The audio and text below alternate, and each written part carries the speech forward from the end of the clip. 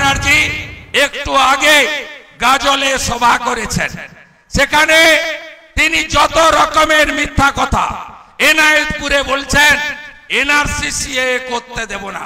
তুমি কে হরিদাস পাল সিএএ করতে না দেওয়ার?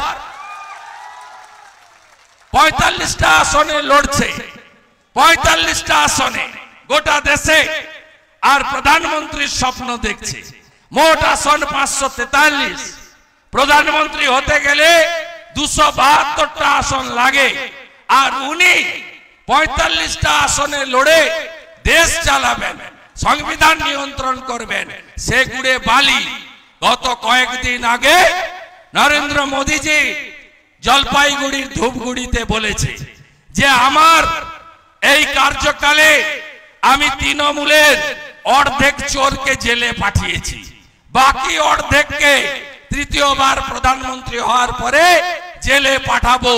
পশ্চিম বাংলায় তৃণমূল মানে হলো চোর। এই চোর তৃণমূলকে তাড়াতে হবে, এই চোরেদের হাত থেকে বাঁচতে হবে।